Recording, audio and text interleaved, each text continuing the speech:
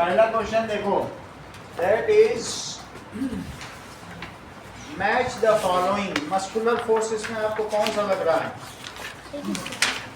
That is a boy lifting a school bag. First का क्या answer है? A child lifting a school bag. Second बताओ, magnetic force. That is magnetic force a compass needle pointing north.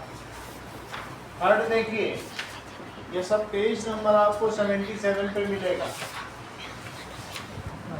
Third, frictional force, balloon rubbed on woollen cloth attracting hair strands. Third का answer है D. Fourth का answer देखो, gravitational force, a fruit falling from a tree. Sir D तो केवल fifth का होगा ना। और electrostatic force. Sir D fifth का अच्छा होगा। अच्छा, हाँ डी नहीं होगा ये। सर फ्रिक्शनल फोर्स फोर्थ का सी होगा, ए, थर्ड का ए। और फोर्थ का सी, और फिफ्थ का electrostatic D। Force. Electrostatic force में अगर वुलन Balloon क्लॉथ में rubbed रब on किया woolen जाएगा cloth. तो चार्जेस इधर से उधर चले जाएंगे और फिर वो अट्रैक्ट होता है। पेज नंबर 77 निकालो। अगला सवाल देखो, सॉरी मैं इधर कर सकता टाइम कर देंगे। क्वेश्चन नंबर 2 देखिए, state whether the following statements are true और फॉल्स। मैंने आपको उधर पे चला ली आई कुछ अब, एक सेकंड, अरे ये वाला ठीक है। नाउ क्वेश्चन नंबर 2 देखिए, निशान ये बताओ, a force is always required to change the speed of motion of object, true और फॉल्स? ट्रू। क्योंकि अगर चेंज करनी है स्पीड तो फोर्स तो जरूरी है। Now due to friction the speed of ball rolling on a flat ground increase होती है कि डिक्रीज होती है? इंक्रीज होती है। डिक्रीज होती है, जिससे ये नंबर का आवाज ज्यादा करता है। There is no force between two charged objects just a False, distant false. part.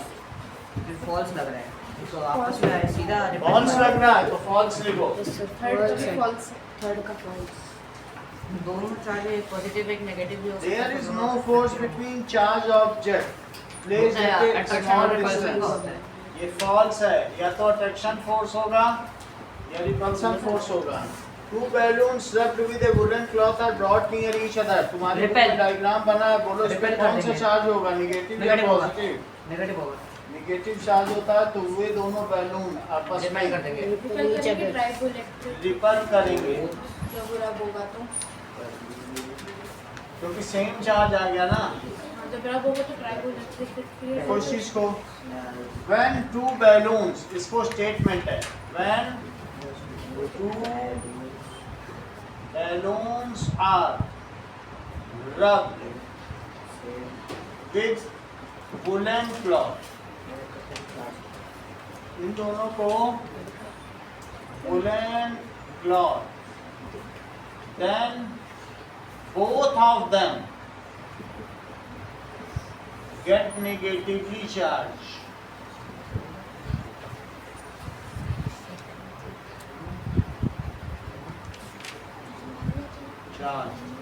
As the light charges repel each other, so both balloon get repelled. As फिर फार होगा। light charges repel each other, इसलिए so balloons get repelled. अगला सवाल देखें, when you drop a coin in a glass of water it sinks, but when you place a bigger wooden block in water Density. it floats. Yes, the density of coin is more than water. The density of what? दोनों तरफ density लिखो। So coin, इसलिए coin sinks, ठीक है? But the density of wooden block Less. Density of wooden block is less than water. अगर सब सारे cube एक जैसे हों तो कोई हल्का लगता है, कोई भारी लगता है। डेंसिटी चेक करने के लिए सेम वॉल्यूम लेना पड़ता है। जैसे ये बहुत सारे क्यूब हैं, लेकिन इसमें से जब तुम किसी को उठाओगे तो कोई हल्का है और कोई भारी है। इससे पता चलता है कि सबकी डेंसिटी अलग अलग होती है। कोई कॉपर का है, कोई एल्यूमिनियम का है, कोई ग्लास का है, कोई स्टील का है। सबसे हल्का आपको ये लगेगा एल्यूमिनियम, और सबसे भारी लेड का लगेगा। लेड। तो सब एक जैसे हैं लेकिन वजन सबका अलग है। डेंसिटी का मतलब क्या होता है कि मास कंटेन्ड पर यूनिट वॉल्यूम। सही है। तो wooden block is less than water, so wooden block floats. अगला सवाल देखें। A ball is thrown upward, it slows down, stop momentarily and then fall back on ground. Name the force acting on ball and specify their direction. जब ball ऊपर फेंकते हो तो क्या होता है?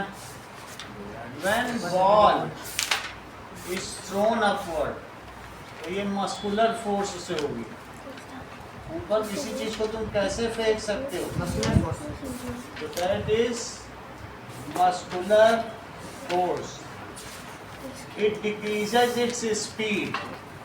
It decreases its speed. ये अपनी स्पीड कम कर रही है। And momentarily stop. Momentarily,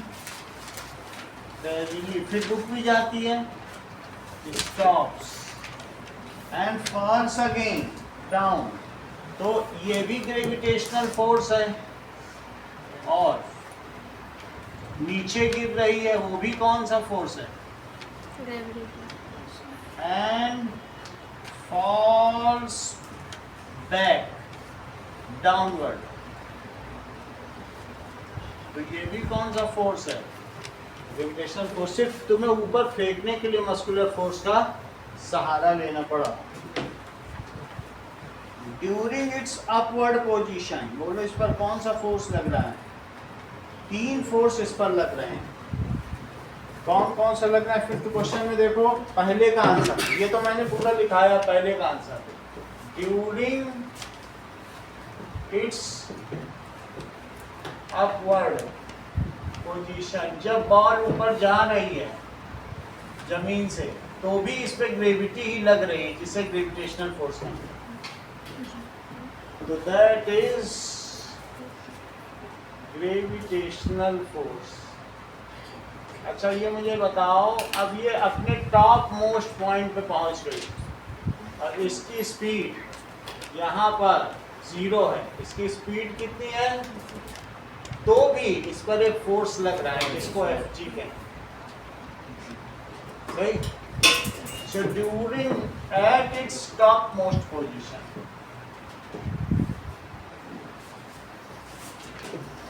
position पर इस पर कौन सा फोर्स लग रहा है? Gravitational force. When it falls downward, during its downward position. अच्छा ये कह रहे हैं कि इसको थर्ड लिखो, सेकंड ये है ड्यूरिंग इट्स डाउनवर्ड पोजीशन, तब भी ग्रेविटेशन। सब समय इस पे ग्रेविटी लगती है। क्वेश्चन 6 देखो, ये बताओ कि a ball is released from point P and moves along the inclined plane, तो inclined plane पर चल रही है और फिर उसके बाद inclined plane पर चलने पर ये इस पे रोल करती है। पहले ये रोल करती है तो आगे बढ़ जाए, फिर ये यहाँ से यहाँ आ जाए। अगर inclined plane रफ है तो ये ज़्यादा दूर जा पाएगी, या स्मूथ है तो ज़्यादा दूर जाएगी। So it comes to stop at point A on the horizontal surface. वैसे इसको ऐसे छोड़ दिया जाए तो एक तरह के ये रुक जाती है, लेकिन think of a way when the ball is released from point P. और Before point A पे रोकने के लिए force की regularity क्या तुम्हारे पास ऐसा कोई रास्ता है कि A से पहले रुक जाए और A के बाद रुके? Yes sir. यस, और ये P पॉइंट है, तो फर्स्ट ये बिफोर पॉइंट A. उसकी regularities बढ़ानी पड़ेगी Yes. जिससे जल्दी रुक सके। If we make horizontal surface rough and make more irregularities, यहाँ पर इसे तुम ऐसे ऐसे irregularities बना दो, तो ये रुक जाएगी. We make, that is horizontal surface rough and make irregularities before it, या on it, then ball will stop before it. ऐसी स्थिति में मान लो जैसे आपने ये किया और ऐसे इरेगुलरिटीज बना ली, और इरेगुलरिटीज बनाने के बाद एक इसके बाद ये ए पॉइंट है, तो तुम्हारी जो बॉल है ये इसके आगे नहीं जा पाएगी, ये यहाँ से तो चलेगी और यहाँ स्टॉप्स, क्योंकि आपने इरेगुलरिटीज बना ली. So, ये fifth question है, during its upward motion में वो gravitational force कैसे लगेगा? अपवर्ड अगर मोशन है, अपवर्ड, जब तुम फेंक रहे हो सिर्फ हाथ से छूटने तक ही मस्कुलर है, थ्रोन में ही मस्कुलर है, लेकिन जब ऊपर गई तो ग्रेविटेशनल फोर्स, फिर it is guided by gravity, तभी तो ये स्लो ही है. तुम छोड़ दोगे तब क्या मसल से उसे कुछ कर पाओगे? हाथ में रहने तक ही मस्कुलर है. As soon as it leaves your hand, now the part of muscular force is over. अब ये upward motion, सही है, यही लिखना, टीचर कुछ भी लिखना है. अब अगला देखो, second, if stops after A, कब होगा? If we make horizontal surface is smooth कर देंगे and Regularity हटा देंगे। उसके ऊपर क्या कर दें? Put some boric powder over it, जैसे कैरम बोर्ड की हाँ body. कैरम बोर्ड के कैरम हाँ, बोर्ड Oil ही डाल दीजिए। If we make उसकी रेगुलरिटी कर देगा horizontal surface is smoother and sprinkle, छिड़क दें boric powder,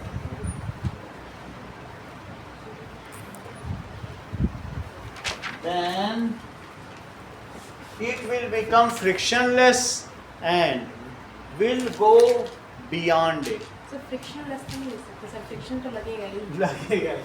Then its friction is reduced and it will stop after it. अब देखो क्वेश्चन नंबर 7 देखिए. Why do we sometimes slip on smooth surface? उसमें regularity बहुत कम होती है इसलिए Yes. अच्छे से friction Friction helps to walk on surface. ठीक है? It is due to the irregularities between our shoes and Interlock हो जाता है। उनमें इंटरलॉकिंग हो जाती है and the floor, तो वो इंटरलॉकिंग हो जाती है ना. सर फोर्थ क्वेश्चन में बुआइंट फोर्स यूज हुआ है। फोर्थ में डेंसिटी ऐसा कुछ पूछ रहा है क्या? डेंसिटी नहीं, ये सब नहीं लिखना है, फोर्स का नहीं लिखना, बस क्यों डूब जाती है ये होता है, इतना ही यही लिखना है, डेंसिटी की वजह से. बुआयंट फोर्स तो किसी चीज को ऊपर उठाता है, बट डेंसिटी ही रीजन. टीचर ने लिखा है तो लिख देना, बट जस्टिफाइड नहीं है, ऐसे ही करना.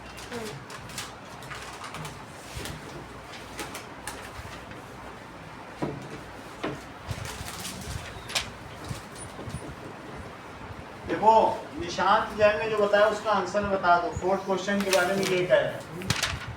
फोर्थ क्वेश्चन में एक ग्लास है और ग्लास में एक सिक्का है, तो जो सिक्का होगा सिक्के पे ग्रेविटेशनल फोर्स भी लगेगा और एक वो बियॉन्ड फोर्स भी लगेगा।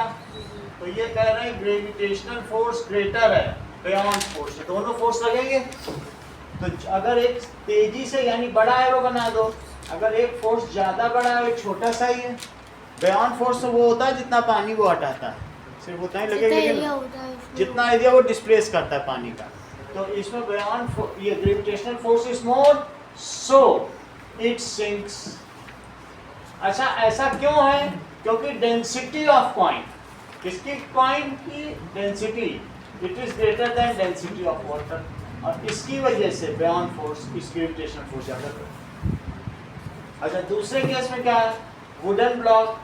वुडन ब्लॉक में अगर ये पानी है और ये वुडन ब्लॉक है, थोड़ा सा डूबेगा, ऐसा नहीं कि वुडन ब्लॉक बिल्कुल डूबेगा नहीं, सही है? तो इसमें कौन सा फोर्स ज्यादा लगा? बोलो, ग्रेविटेशनल। आपको बताना है कौन सा ज्यादा लग रहा है, बताओ रिद्धिमा। करेक्ट, जैसा कि रिद्धिमा ने बताया कि अगर बियॉन्ड फोर्स ज्यादा लग रहा होता तो ये उड़ जाता और मैं वुडन ब्लॉक को पकड़ता। चूंकि दोनों फोर्स इक्वल है तो वही, इसलिए वो वही है। बहुत बड़ी बात बताई है, क्योंकि अगर एक चीज ज्यादा कर दोगे तो ऊपर जाएगा, नीचे ज्यादा कर दोगे तो नीचे जाएगा। बोलो सही है? तो डेंसिटी ऑफ वुड मतलब इस केस में दोनों तरफ से इक्वल है, तभी तो रुका हुआ है। फोर्स अगर बैलेंस हो तो कोई चीज कहीं नहीं जाएगी, लेकिन इसमें नीचे क्यों गई? तो इसमें ये चीज इन्होंने सबसे पहले बताई, निशान। सर ये लिखवा दो तो बच्चों को अच्छे नंबर मिल जाएंगे, बच्चे आपको दुआएं देंगे। ये सब इनका है। तो इसलिए ग्रेविटेशनल फोर्स और बियॉन्ड फोर्स इक्वल होंगे, so it floats partially submerged. ये क्या करता है? चाहो तो ये भी लिख देना, गलत नहीं, लेकिन ऐसे लिखना। सो इट फ्लोट्स पार्शियली सब। और ये क्वेश्चन नंबर 4 है। अब हम आते हैं क्वेश्चन नंबर 7 पर। तो ये देखो, that is there is interlocking between shoes.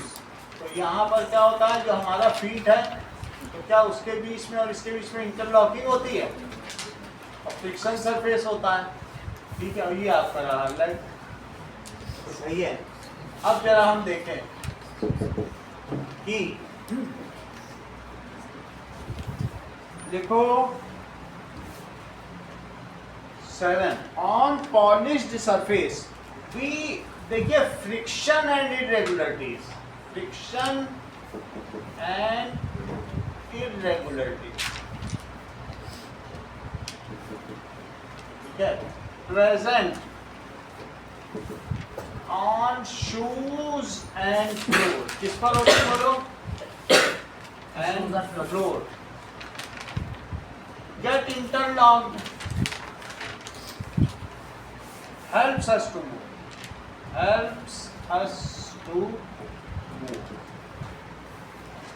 ऐसा क्यों होता है? फ्रिक्शन और इरेगुलरिटी हमें मदद करती है। As irregularities get interlock and we do not slip. As irregularities, अगर एक ऐसा लकड़ी का टुकड़ा हो और मैं तुमसे कहूं कि ये, दूसरा ऐसे हो और मैं कहूँ जरा सा उधर खिसकाओ इसको, तो तुम खिसका पाओगे? मैं कहूँ जरा इसको धक्का दो, नहीं होगा। धक्का दे पाओगे? क्योंकि ये फंस गया नीचे। इसी को तो इंटरलॉकिंग कहते हैं, है ना? तो that is as irregularities get interlock. Sir, इसमें जो लेमन ग्रास भी इसी टाइप से बना रहता है क्या? तभी जब हम छूते हैं तो एक साइड पे सॉफ्ट लगता है, तो क्या? उसमें नहीं जाता है लेमन ग्रास, और एक साइड छूते तो एकदम वो लगता है। हाँ, लेमन ग्रास में ऐसा है कुछ? लेमन ग्रास क्या है? ऐसा एक होता है कुछ, पौधा। पत्ती का एक तरफ चिकना होता है, एक तरफ खुरदुरा होता है, ऐसा होता है? नहीं मतलब कि उसका अलग अलग डायरेक्ट में, जैसे आप इधर से इधर करोगे तो स्मूथ फील अच्छा, होगा। तो सभी में अब इरेगुलरिटीज गेट इंटरलॉक, इंटरलॉक हो गई तो क्या होगा? But in polished surface we remove those in irregularities. बहुत कम है। So, but सर तो रिमूव तो पूरा नहीं कर सकते ना। हाँ तो हम थोड़ा सा टेंजेंशियल फोर्स भी तो लगाते हैं। चलने के लिए आपको क्या करना पड़ेगा, ये देखो, जब आप आगे चलोगे तो पैर इसको पीछे करना पड़ेगा, तब अगला रख पाओगे। ये रोलिंग एक्शन है, इसको करके तब अगला पैर, इसके में हम फिसल जाते, पैर जल्दी उठ जाएगा। हम आगे कैसे चलना है, इसको करके तब फिर ये जो पीछे करेंगे, एक्शन एंड रिएक्शन है। अगर तुम इससे पीछे नहीं धक्का मारोगे तो तुम्हारी बॉडी आगे नहीं जाएगी। तुम सोचोगे मैं पैर से आगे धक्का मारूं तो तुम पीछे जाओगे। कभी भी देख लेना, बोलो मैं आगे चलना है लेकिन मैं कैसे धक्का मारूं, कैसे चल पाऊंगा। आगे धक्का मार के आगे चल पाओगे, आगे धक्का मारोगे तुम्हें पीछे रिएक्शन, पीछे धक्का मारोगे। लेकिन पीछे धक्का मारते समय पता चला ज्यादा ही वो तेज स्लिप कर जाता है, तुम अपना पैर रख ही नहीं पाते हो, पैर की जगह मुंह रख जाता है। मैं रखना चाहिए पैर और रख गया मुंह। ये तो that is but in polished surface. These irregularities are absent भी लिख सकते हो। So, ठीक है, it has very less friction, so we fall. So it has very less friction. And we fall. अगर घर में तेल हो और तुम सोचो कि तेल गिरा दे और इसी में खेलें कूदे लुका छिपी, तो सब गिरेंगे, कोई इसमें नहीं। फिसल पट्टी बन जाएगी। ठीक है। अगला देखो, is any force being applied an object in non-uniform motion? In non-uniform motion क्या होता है? Either speed increases, क्या होगा बोलो, और या फिर क्या होगा, either speed decreases, या फिर क्या होगा, either direction changes, यही सब तो होता है। तो अगर ये हो तो उस समय कौन सा फोर्स लग रहा है मुझे बताओ। नॉन यूनिफॉर्म, स्पीड इंक्रीज है तो मस्कुलर फोर्स या इंजन फोर्स लगेगा। स्पीड डिक्रीज है फ्रिक्शन लगेगा, और इसमें डायरेक्शन चेंज में मस्कुलर लगाना पड़ेगा। तो लिख लो, yes the force is needed for non uniform, is always acting in non uniform motion. कोई चीज रुकी है, रखी है, एक ही स्पीड से इंटरस्टेलर स्पेस में चल रही, कोई ऐसे प्लैनेट एक ही स्पीड चल रहा है तो उस पर कोई फोर्स नहीं लग गया तो रुक भी सकता है और तेज भी जा सकता है। लेकिन चूंकि एक ही स्पीड से चल रहा है तो चलती हुई चीज चलती रहेगी, रुकी हुई चीज रुकी रहेगी, यही लॉ ऑफ इनर्शिया। अगर बॉल है और ग्लास में बिल्कुल तुम एक ऐसा कर दो बिल्कुल फ्रिक्शनलेस, वो चलती चली जाएगी, और तुम बर्फ पे फिसलने लग जाओ, हल्की सी बस पिघली हो, मजा आ जाएगा फिसलते समय, लास्ट में जाकर टकरा। तो मतलब कि स्पेस के अंदर वो नहीं है, फ्रिक्शन नहीं है। स्पेस के अंदर फ्रिक्शन नहीं, लेकिन ग्रेविटेशन से भी दूर हो। ये नहीं कि आसपास के जो अलग अलग प्लैनेट्स हैं वो कोई अट्रैक्ट कर रहा है, अट्रैक्ट ही करेगा तो उस चक्कर में भी वो अपनी स्पीड चेंज कर सकते। इंटरस्टेलर का मतलब है अंतर आणविक आकाश, जहाँ बहुत दूर दूर तक बड़ी सी गैलेक्सी बिना। हमारी मिल्की वे गैलेक्सी के बगल में एंड्रोमीडा गैलेक्सी है, ठीक है। इसकी बात समझ में आ गई, जो 50 अरब साल बाद टकराने वाली है।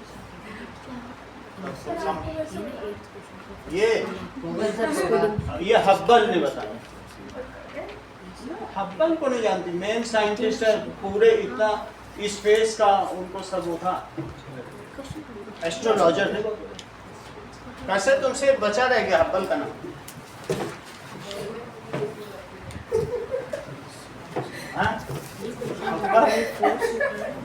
रिद्धिमा भी हंसने लगी तुम पर, हब्बल का नाम नहीं पता। सर नहीं सर ये वाले जो है ना मस्कुलर, इसका नहीं है, अरे वो वुड वाले का है सर, ये मस्कुलर वाले है ना, ये इसी का पार्ट है, ये नीचे ये सब इसी का है। अगर स्पीड बढ़ रही है तो मस्कुलर फोर्स, और स्पीड घट रही तो फ्रिक्शन है और डायरेक्शन चेंज है। ये फोर्स इसका नहीं है ना सर, हाँ? फोर्स जो लिखा है ना सबमर्ज, फोर्स ये नहीं इसका नहीं, ये ऊपर की चीज है, सही। अब देखो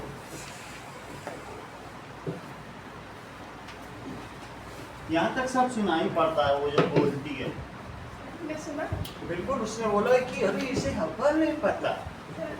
नहीं सुना सुना अब अगला देखो, क्वेश्चन नंबर, तुमको 8 में एक और आंसर लिखना पड़ेगा। Yes, force is always needed to keep the body in uniform motion. Ultimately result क्या निकलता है? Uniform. Yes.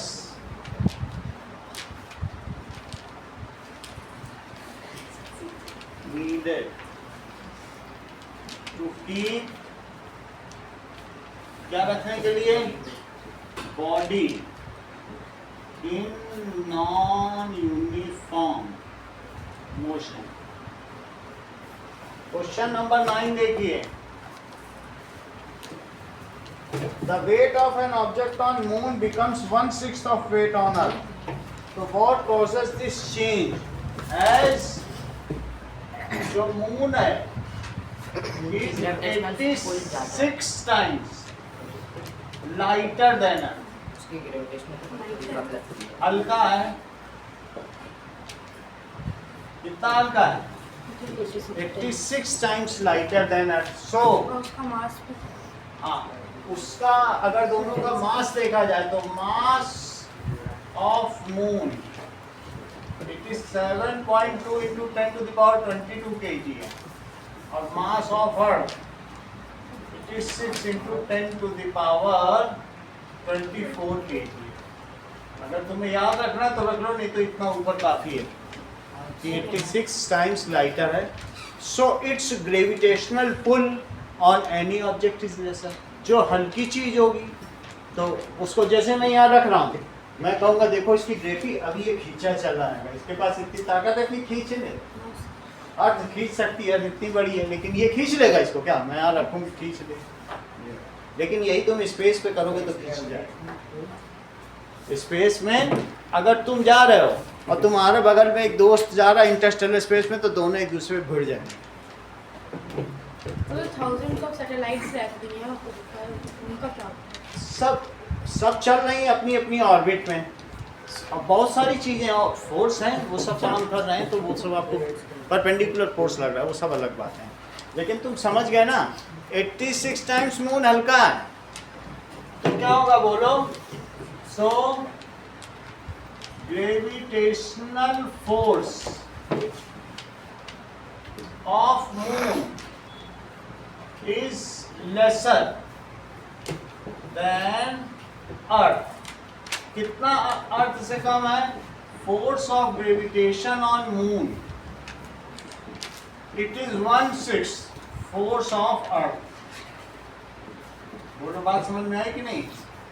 Force of gravitation on moon it is force of gravitation on.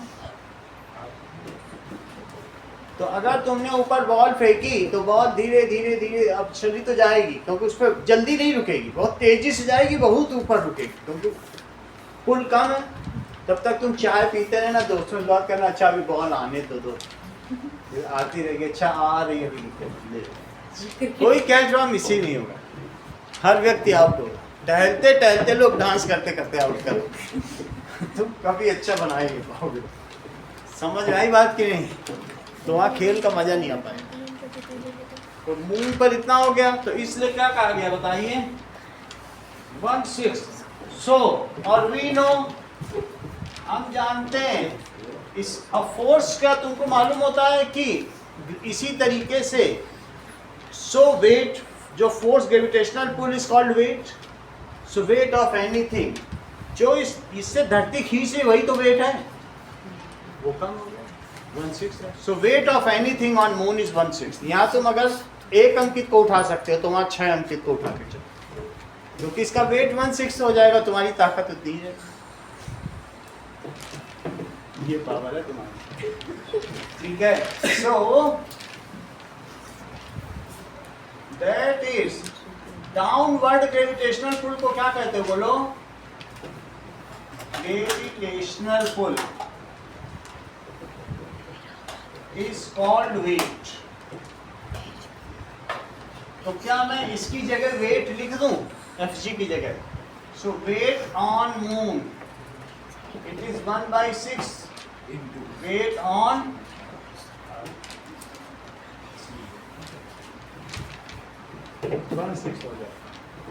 Question number 10 देखो, सेकंड ऑप्शन सब जानते हैं sir, ये वाला तो मैंने यूट्यूब में देखा। कि अलग अलग हैं। Are placed in water they deep at different depth. अच्छा देखो, एक ज़्यादा डूब गया है, तो जो ज़्यादा डूबा है तो उसका वेट ज़्यादा होगा, हाँ, और उससे कम डूबा है उसका उससे कम, और उससे कम डूबा है तो वेट सबसे पहले वाले का ज़्यादा है। और ऐसा Now, chapter number 6, pressure, wind, storm and cyclone.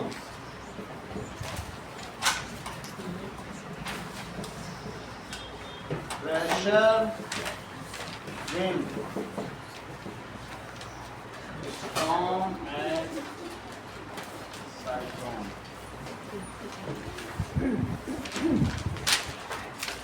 चलिए, क्वेश्चन नंबर 1 पे आइए। Choose the correct statement, page number 94। तो मुझे बताओ कि look at figure carefully, vessel are is filled with water, when pouring of water is stop the level of water will be. तो किसमें सबसे ज़्यादा हाइट होगी? और जबकि तीनों बोटल्स जुड़ी हुई हैं, एक बोतल बिल्कुल पतली है और दूसरी बोतल यहाँ ये कितनी चौड़ी है, और तीसरी बोतल कितनी है ये। अच्छा, तीसरे में तो बोतल ही नहीं, कटोरा है। कटोरा। अब मुझे बताओ कि मान लीजिए मैं यहाँ से पानी डाल रहा हूँ, पानी डालते समय इसमें गिर रहा है, तो किसमें सबसे ज्यादा लेवल होगा?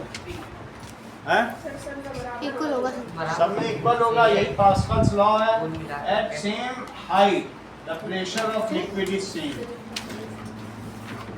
ठीक है, समझ में आया? इसको कहते हैं कि लेवल पैराडॉक्स। पेपर करा देंगे, उसका हमने आंसर भेज दिया आप लोगों को, लेकिन मैं करा भी दूंगा। कल सुबह की भी क्लास है, कल शाम की भी क्लास है, आपका काम हो जाएगा। इस चैप्टर को करो, क्योंकि जो हिंदी का सैम्पल पेपर है उससे बहुत कम आया है, तो पढ़ना आपको पूरा ही पड़ेगा। ऐसा हम नहीं मान सकते जो सैम्पल पेपर है वही आ रहा है, बिल्कुल नहीं मान सकते। ठीक है, चलो। तो पहली क्या चीज़ बताइए, किसमें है? Equal in all three vessels. Equal in all. पहले का D. A rubber is sucker is pressed on flat smooth surface and the identical sucker is pressed on rough surface. तो बताइए, both will stick to the surface या both will not stick to the surface? M will stick, but N will M stick होगा, C होगा। M will stick। Rubber sucker है, rubber sucker समझते हो? Yes, ऐसा होता है, गोल गोल होता है, उसको दबा दो कहीं पर तो वो अलमारी में लगाते हो, कपड़ा टांग दो, कोई खिलौना टांग दो, ऐसा होता है कि नहीं?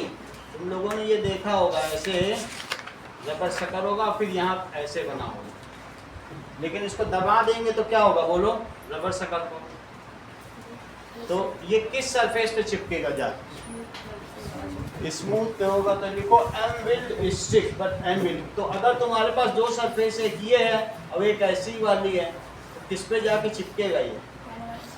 बोलो, सही है? So M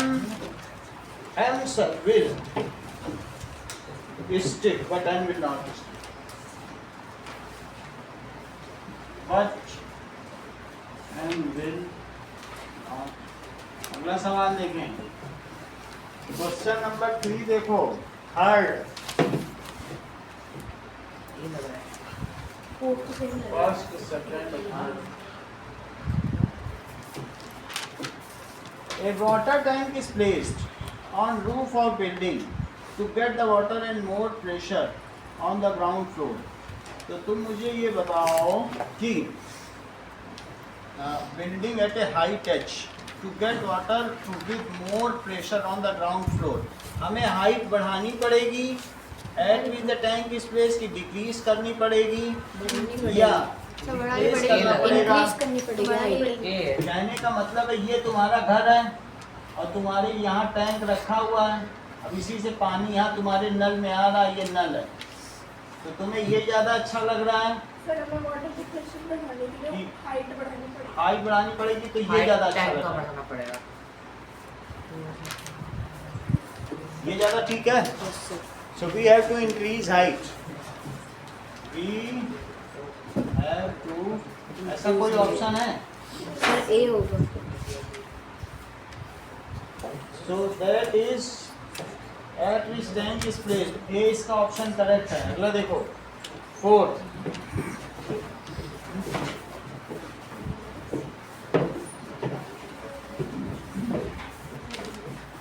Now अलग अलग वेसल हैं, तो मुझे बताओ कि किसमें ज़्यादा प्रेशर होगा? ए में ज़्यादा प्रेशर लगेगा।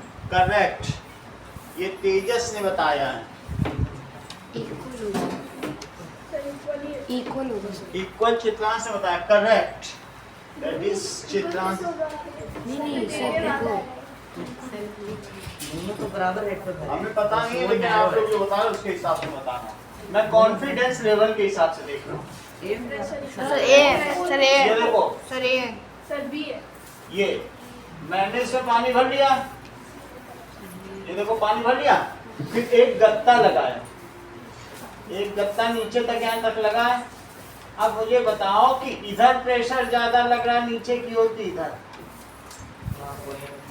गत्ता लगा दो, 2-4 गत्ते लगा दो, पानी हमारे टैंक में है पूरे में भरा हुआ है, और मैं उसमें बीच में एक ऐसे कुछ शीट लगा दूं, तो उससे क्या होगा? कुछ होगा क्या? कुछ नहीं होगा। या तुम्हारे टायर में हवा भर दो और कह दो कि देखो मैंने इस टायर के बीच बीच में यहाँ हवा भरी है, यहाँ पर भी अलग अलग पार्टीशन कर दिया। बच्चों का खिलौना होता है उसमें पार्टीशन होता है, कई बार एक जगह की हवा निकल, ऐसे कर दिया, हवा भर दी पूरी, फिर पार्टीशन कर दिया, उससे क्या फर्क पड़ेगा? क्या कभी भी नहीं फटेगा टायर? फट जाएगा। तो इस तरीके से तुम सबसे अच्छा ऐसा देखो, छत पे पानी भरा है, अगर तो देखो मैंने छत पे गत्ते लगा डाले, आज सुबह गया बीच बीच में गत्ते लगा दिए, अब प्रेशर नहीं पड़ा मेरे लिए, उतना ही प्रेशर पड़ा, क्योंकि it is the weight of water per unit area. तो तुमने यहाँ पानी का वेट कम किया तो एरिया भी तो उसी प्रोपोर्शन में कम कर दिया। प्रेशर होता क्या बोलो? Force upon area. तो जब तुम्हारा पानी का वेट, यहाँ फोर्स और कुछ नहीं है, यहाँ क्या है? पानी का वेट अपॉन एरिया। फोर्स जानते हो ना? फोर्स इज इक्वल्स टू, तुम mg जानते हो, या weight is equals to mg के नहीं जानते हो? ये फार्मूला तुम्हें बताया गया पहले, तो मैंने बताया, फिर से देखो। वो वेट को क्या कहते हैं? mg। याद हो तो ठीक है, याद है? वेट को mg हमने बताया था। मास को क्या कहते हैं? बोलो। मास डेंसिटी इनटू वॉल्यूम, ऐसा तुम्हें पढ़ा है? डेंसिटी का फॉर्मूला पता है? Mass upon volume. तो मास का फार्मूला बताओ, ये चीज मालूम है?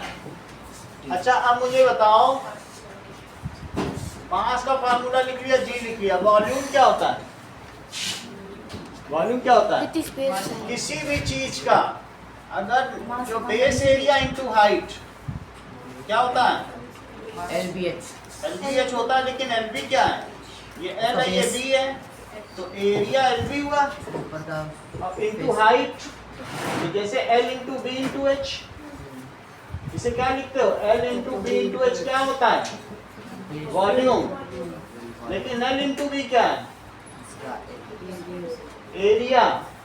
बेस एरिया इंटू हाइट कर दो तो भी वॉल्यूम आता है। ऐसा कोई चैप्टर है तुम्हारे में मेंसुरेशन का? नहीं है तो देख लो, अभी भी L इंटू बी करने से क्या आ जाएगा? एरिया। तो मैं वॉल्यूम की जगह एरिया पहले क्या लिखूंगा? L into B into height into, B की जगह लिखा है B इंटू जी, और नीचे के एरिया को भी मैं L इंटू बी लिख दूं, क्योंकि एरिया तो L इंटू बी होता है। तो LB कट गए, तो प्रेशर हमेशा हाइट पे डिपेंड करता है, जो चीज है उसकी डेंसिटी पे डिपेंड करता है, जी पे, वो कभी भी एरिया पे डिपेंड करता ही नहीं। सही है? तो एमसीक्यू में कौन सा आंसर करेक्ट होगा? क्योंकि हमें एरिया से कोई लेना देना ही नहीं है, प्रेशर एचडीजी होता है। प्रेशर डिपेंड्स ऑन कितनी ऊंचाई तक पानी भरा है, उससे प्रेशर है। क्या भरा है तुमने? पानी भरा है, कहीं मरकरी तो नहीं भर दिया? 13 गुना भारी, तब तो शामत आ गई तुम्हारी टैंक, बिल्कुल पिच्चा हो जाएगा। और जी यहाँ रखा है कि सन पे रखा है तो धम से पिचकी जाएगा, हम मून पे रखा है तो भरते चले। सही है? तो कौन सा आंसर सही है? बोलो। दैट इज फर्स्ट में क्या है? ये देखो इन्होंने अच्छा बताया, मतलब अब ये देखो कितनी बड़ी बात इसने बताई है चित्रांश में। ये देखो ना हो, लेकिन चित्रांश ने बताई है। चित्रांश ने बताया सर फर्स्ट में पानी कम है तो इसका फोर्स कम होगा, ज्यादा वेट तो दूसरे में है ना। चित्रांश कह रहा है sir F B F A से ज्यादा है, यानी एफ ए हमेशा क्या है? लेस है। अच्छा, लेकिन साथ ही साथ इसका जो एरिया है, एरिया ए वाले का ज्यादा है कि कम है? कम। एरिया बी वाले का कितना है? नीचे का एरिया ज्यादा। तो जो ज्यादा है उसको ज्यादा से डिवाइड करोगे तो इक्वल तो आ ही जाएगा। सही है? मान लो इसमें तुम्हें न्यूटन लग रहा है, 10 न्यूटन है, कितने न्यूटन फोर्स है? और साथ में इसका जो नीचे का एरिया है वो भी 10 मीटर स्क्वायर है, और ये सिर्फ 5 ही न्यूटन का लगा रहा है, और इसका एरिया भी 5 मीटर स्क्वायर है। तो जरा इन दोनों को डिवाइड तो करो। तो क्या दोनों में, क्योंकि ये फोर्स अपॉन एरिया यही तो पास्कल होता है, तो इन्होंने बताया कि सर एफ ए लेस है, लेकिन जब सर आप डिवाइड कर दोगे ना तो दोनों में 1 पास्कल आएगा, न्यूटन पर मीटर स्क्वायर को तो पास्कल कहते हैं। ये चित्रांश में बताया कि सर ए पे मत लगवा देना बच्चों, नहीं तो गड़बड़ हो जाएगा। फोर्स ए का कम है लेकिन प्रेशर ए और बी का सेम है, तो आंसर कौन सा हुआ? बी लिखो। समझ में आ गई बात कि नहीं? फोर्स भी तो देखो ना, ज्यादा वेट तो ज्यादा फोर्स। एक बोतल के पानी में ज्यादा फोर्स होगा कि एक टंकी में ज्यादा, लेकिन उसका एरिया भी ज्यादा है। ठीक है? तो अब इसमें हम कहेंगे, और साथ में pressure on A is equals to pressure on B, तो सेकंड ऑप्शन इज यही करके आना। हमने उस दिन भी नेट से दिखाया था 6 महीने पहले, अभी भी बता रहा हूँ यही से। क्वेश्चन नंबर 2 देखो।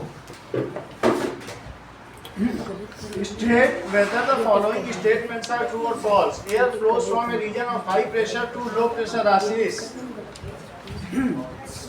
Correct. That is, ये सब जानता है, तैयार करके आया यार।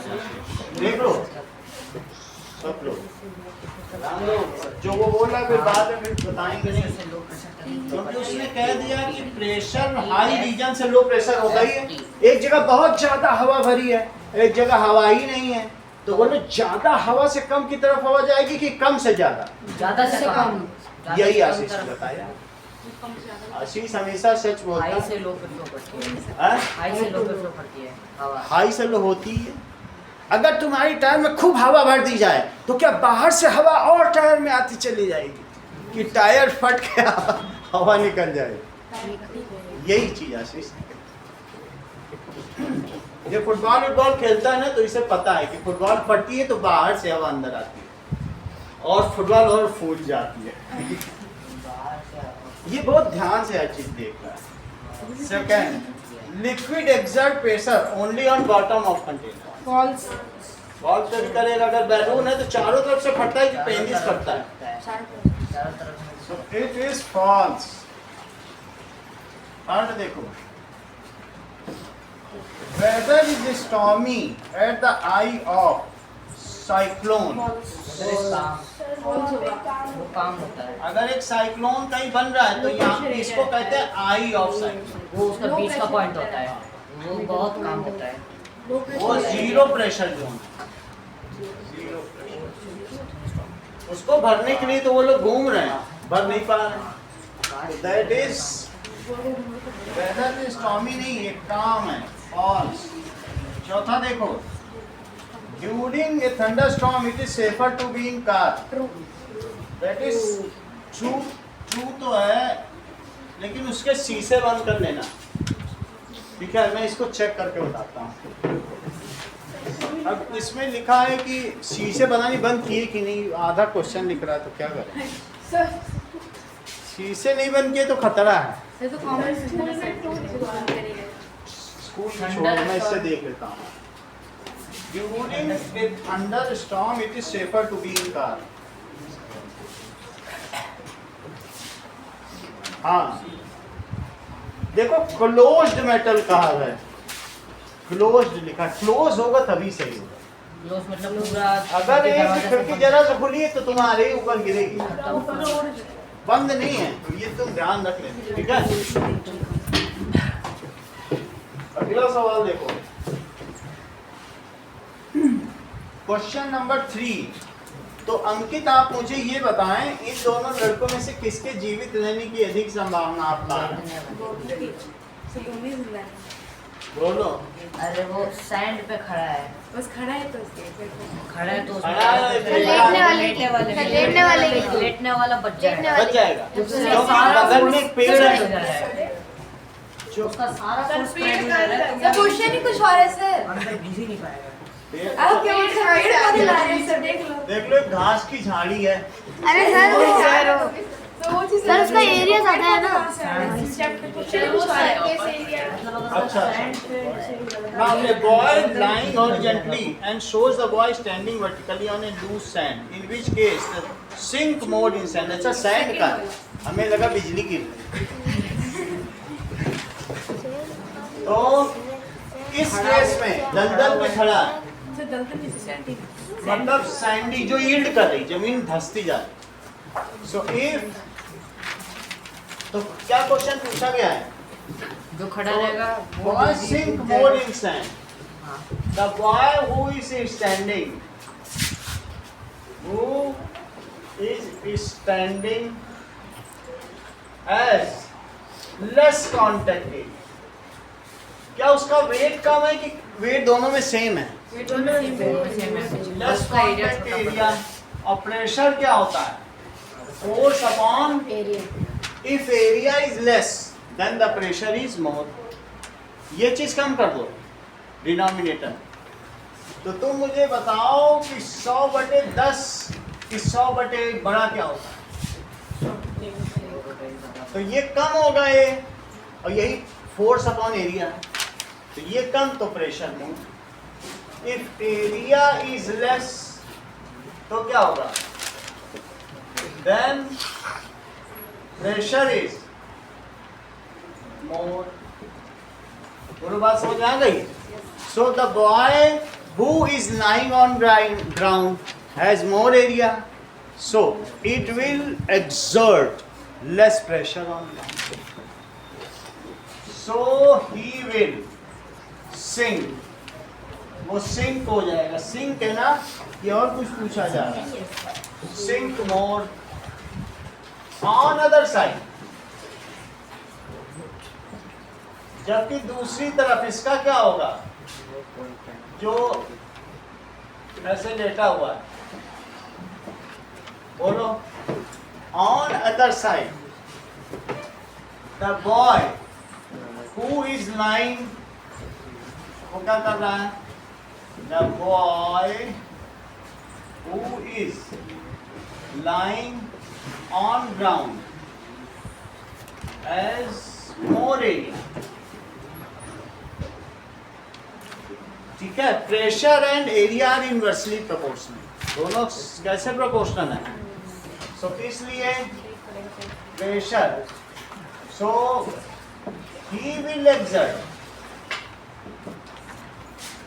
less pressure on ground and sink less.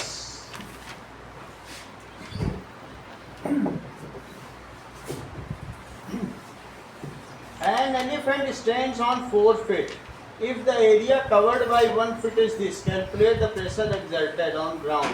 उसका वेट कितना है?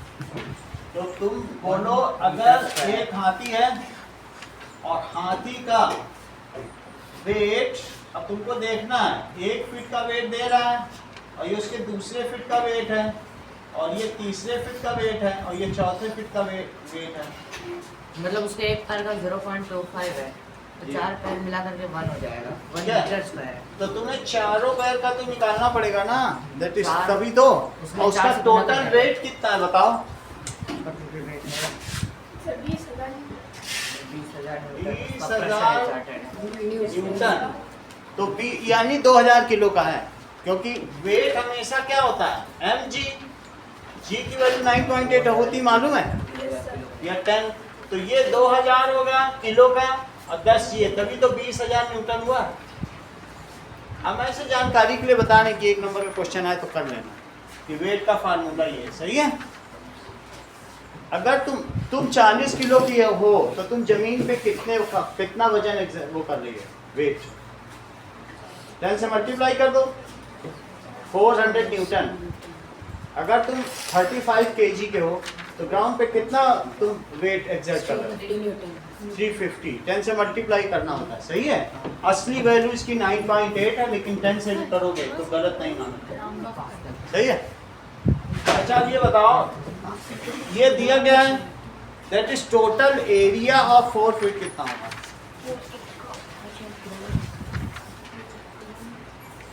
ऑफ 4 फीट एक का कितना है? मीटर स्क्वायर इंटू 4 करो। तो बताओ सोनल 25 बोर्ड जा 100 2 डिजिट पहले डेसिमल लगा दो और मीटर स्क्वायर। और प्रेशर का फार्मूला क्या होता है? Force upon area. फोर्स यहाँ किस फोर्स की जगह यहाँ क्या लिखोगे? फोर्स का वेट, क्योंकि वेट भी एक ग्रेविटेशनल फोर्स ही होता है, डाउनवर्ड फोर्स जो होता है उसे वेट कहते हैं। और दैट इज एरिया। एरिया इसका है 1। नाउ वैल्यू पुट करो सोनल। 20,000 upon correct. कितनी तेज हो गई, पहले इतनी तेज नहीं थी, 20,000 पास्कल तुरंत ये सही चीज बताने लगी है। न्यूटन पर मीटर स्क्वायर। या पास्कल, प्रेशर है तो पास्कल में। ब्लेस पास्कल के नाम पे ये चीज की गई। पास्कल। जिसने ये बताया कि एक इक्वल हाइट इक्वल प्रेशर रहता है, ब्लेस पास्कल। चलो 5th क्वेश्चन देखो। There are 2 boards A and B. So अब जरा देखो,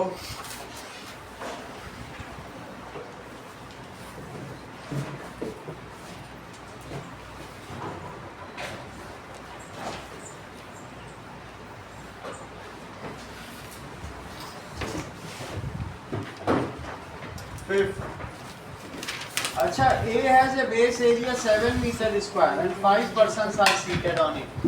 A board ये है और इसमें कितने लोग हैं? 7 मीटर स्क्वायर और कितने लोग बैठे हैं? 5 लोग बैठे हैं।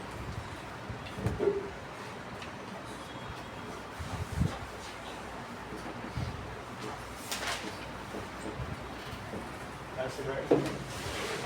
अब तुमको ये बताना है दूसरे में कितने बैठे हैं। वो छोटी बोट है, वो जैसे केरला में चलती है 3.5 मीटर स्क्वायर। 3.5 मीटर। और इसमें कितने बैठे हैं? 3 persons are seated on it। ठीक है,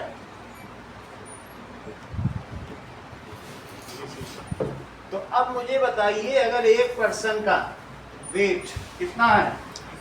700 न्यूटन, वास्तव में वो कितने किलो होगा? ये ए बोर्ड है, ये बी, बिल्कुल सही कह रही हो।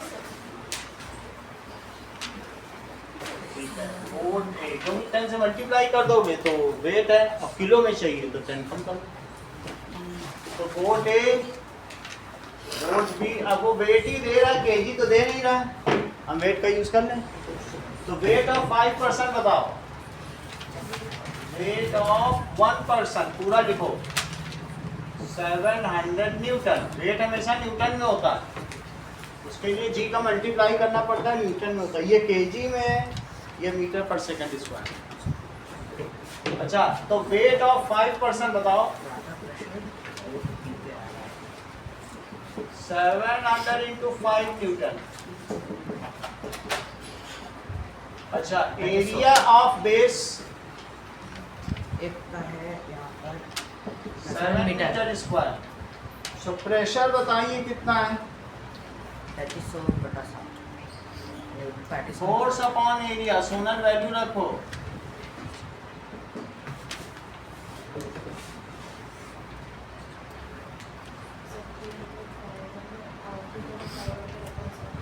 सही है, 3500 न्यूटन अपॉन 7 मीटर स्क्वायर। तो आंसर क्या आएगा सोनल? करेक्ट, पास्कल में आएगा, क्योंकि न्यूटन पर मीटर स्क्वायर को क्या कहते हैं? पास्कल। अच्छा, वेट ऑफ 1%, तो वेट ऑफ 3% भी तो बताइए। 700 into 3, that is 2100 Newton. Area of base कितना है? 3.5 निशान। तो प्रेशर का क्या फार्मूला है? फोर्स अपॉन, और फोर्स की जगह लिख देना weight upon area. Value place करो, 2100 अपॉन 3.5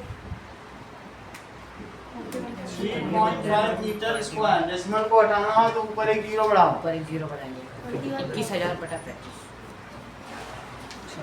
35 से ये पास्कल में आ जाएगा। 35 से काटो तो ये कितने में कटेगा? सीधे काट पाते हो? 605 सही काटते हो। मैं 7 से कट करता हूँ। 7 5 या 35 और 7 3 या 21 और 3 जीरो, तो 3000 कितने पास्कल? तो 600 pascal. That is boat B is exerting more pressure on water. Boat B is exerting more pressure.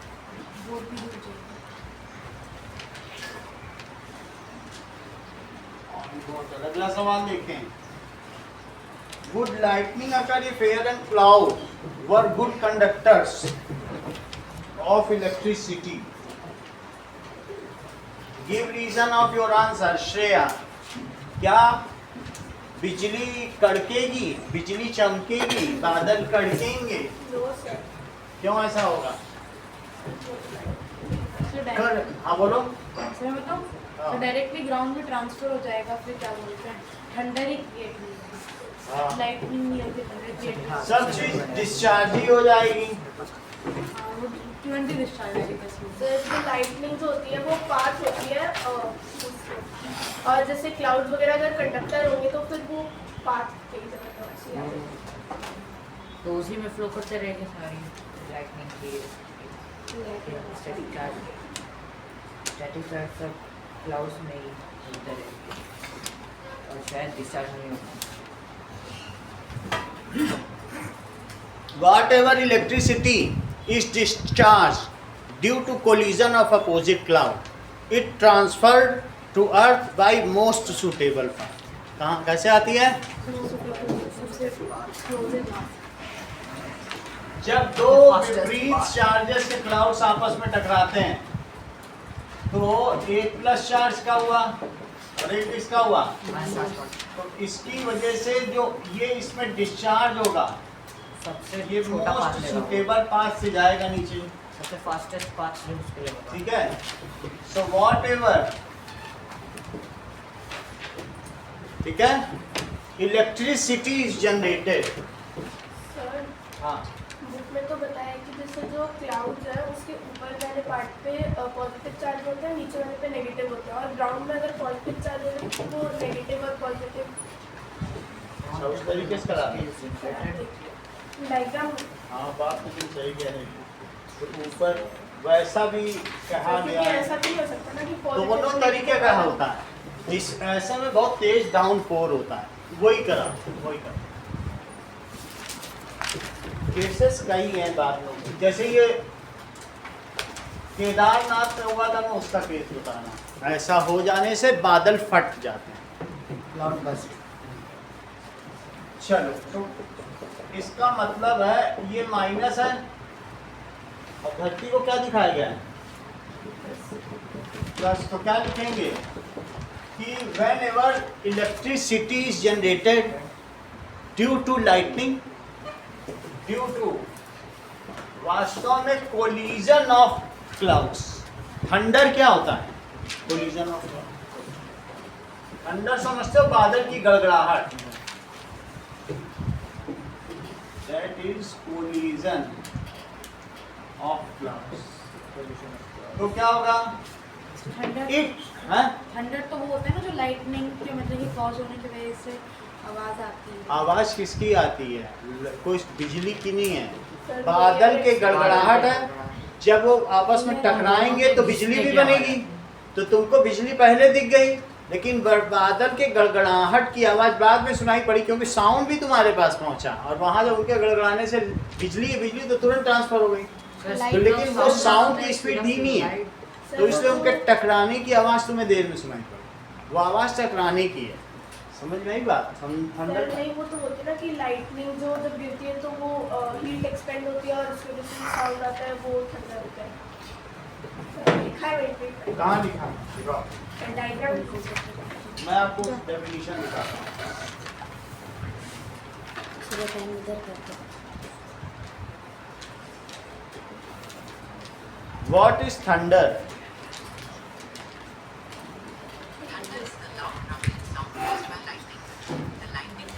Caused by lightning rapidly heating. देखो बात तो तुम्हारी सही है, क्योंकि that is rumbling sound for lightning heating the surrounding the temperature. ठीक है? चाहिए कि नहीं चाहिए पंखा? हाँ? तुम्हें चाहिए? चलो अब देखो, ड्यू टू थंडर, थंडर का मतलब क्या होता है कि लाइटनिंग इज जनरेटेड। देखो ज़्यादा नहीं, जब लाइटनिंग इज जनरेटेड होगा तो उससे जो आवाज़ होगी वही थंडर है। वो जो एक्सपेंशन करेगी, हवा को गर्म करेगी, वो सब काम करने को क्या कहते हैं? कभी जैसे दो वायर को भी आपस में आप टच करो अपोजिट में, तो एक स्पार्क होता है, उसकी आवाज़ होती है, तो वो डिस्चार्ज की ही आवाज़ है, वही हमें सुनाई पड़ रही। ठीक है, तो उसकी वजह से it follows most conducting path,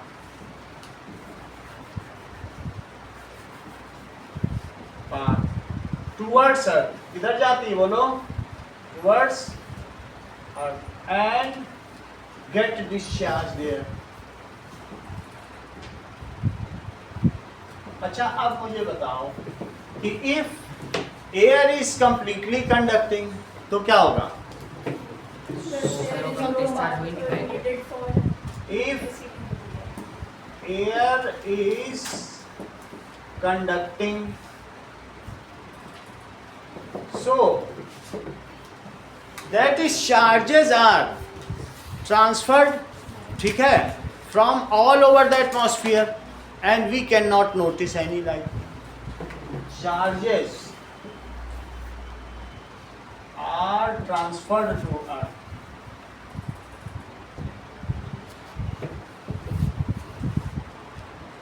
From all over the atmosphere.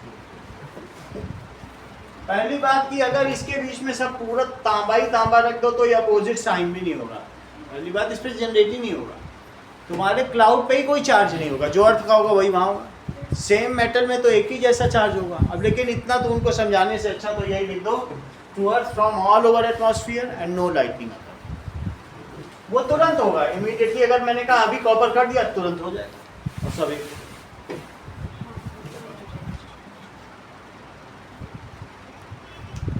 and no lightning.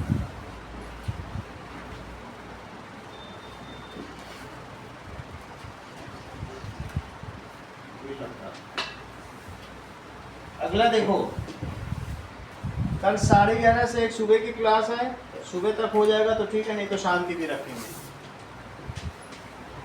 Now question number 7 देखिए, what will happen to the two identical balloons A and B as shown when water is filled into the bottle up to the certain height? Will both the balloon bulge? If yes, they will bulge equally. Explain. बताओ, अगर मैंने bottle में 2 balloon लगा दिए, उसमें पानी भर दिया, एक बैलून हमने होली का यहाँ लगा दिया, तुम ये बताओ अगर बॉटल, होली के बहुत सारे बैलून आते हैं, एक साथ लगाते हो तो सब क्या इक्वली फूल जाते हैं? इक्वली फूलते हैं, क्योंकि सेम लेवल पर अगर पानी होगा तो थोड़ी देर के बाद सब सेम ही फूल पाएंगे। तो इस तरीके से, तो एट सेम लेवल ऑफ, ठीक है, water, so pressure exerted by water या लिक्विड, देखो इस चीज को,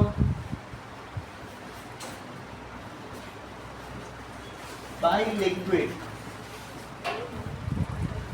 at same height is equal all around. इसे किसका लॉ कहते हैं? It is called Pascal's law. इसे क्या कहेंगे? पास्कल्स लॉ है। जब तुम ब्रेक पे पैर रखते हो तो वो लिक्विड जाता है, ब्रेक फ्लूइड जो हाइड्रोलिक फ्लूइड, वो सब टायरों में इक्वली जाएगा। और टायर क्या होता है, ब्रेक शूज को दबा देते हैं टायर को, और फिर उसके बाद वो रुक जाता है। तो क्या ऐसा कभी हुआ है कि 3 टायर रुके हो, चौथा ना रुका हो? क्योंकि सब जगह जितना तुम फ्लूइड को दबाओगे वो फ्लूइड सब जाएगा, उसमें पिस्टन लगे हुए हैं। तो पिस्टन से क्या होता है, इस तरीके से, सो इस तरीके से both balloon will get inflated equally, both balloon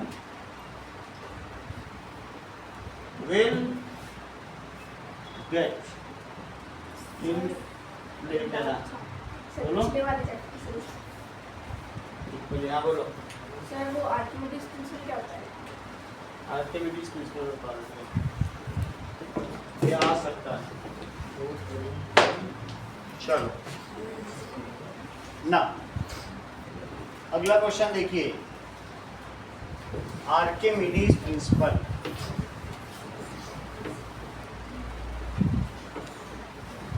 that is 2 चीजें तुम्हें देखनी पड़ेगी। पहले बियॉन्ड फोर्स, फोर्स क्या होता है? Upward force of water generated by exerted by fluid या liquid, liquid भी लिख सकते हो या fluid भी लिख सकते हो, on any object is called उत्प्लावन बल। That is buoyant force। इसकी वजह से कोई चीज प्लवित होती है या तैरती है। What is Archimedes principle?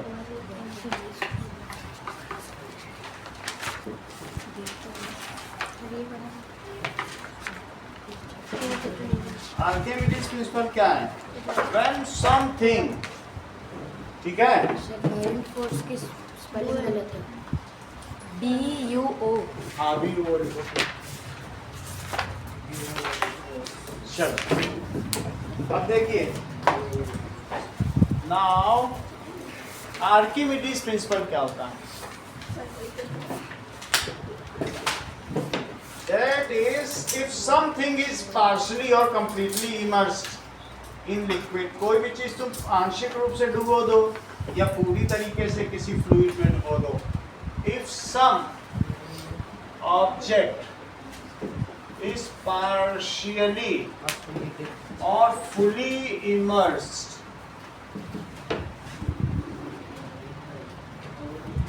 in liquid, then it experience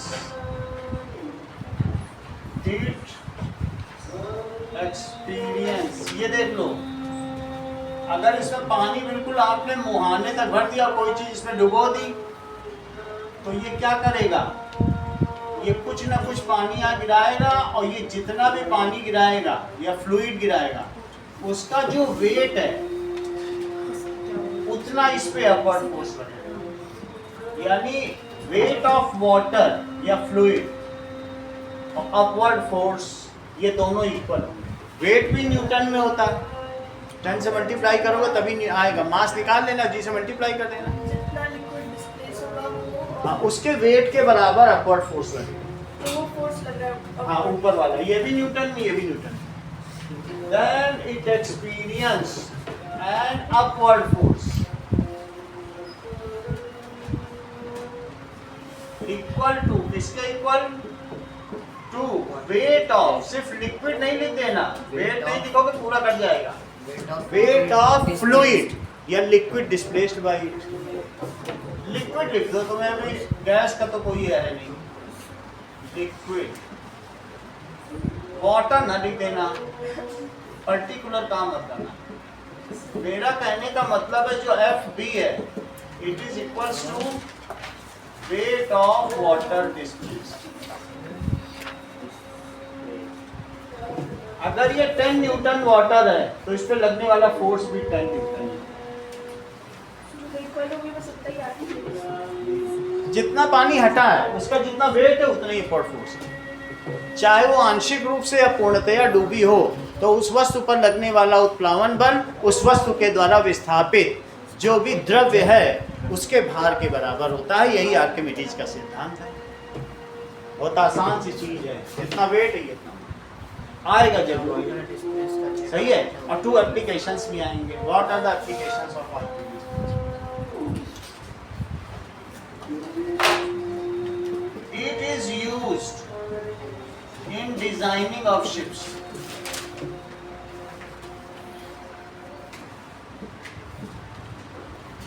Second, it is used in, ठीक है, checking purity of gold, precious metal. Checking. Sir वो सेकंड पॉइंट बोलो सेकंड वाला point कौन सा? नहीं चेकिंग पार्ट्स चेकिंग प्योरिटी, यानी हम इनकी शुद्धता की जांच करते हैं कि राजा का मुकुट शुद्ध है कि नहीं। कैसे कि क्योंकि अगर उसका वॉल्यूम वही है और ब्रास का बना है तो क्या होगा कि वो जरा ज़्यादा सब होगा। वॉल्यूम सेम होने पर भी डेंसिटी अलग अलग है, तो हम अपवर्ड फोर्स से देख लेंगे, वैसे ही मुकुट का दोनों को वजन कर लेंगे, उतना गोल्ड ले लेंगे।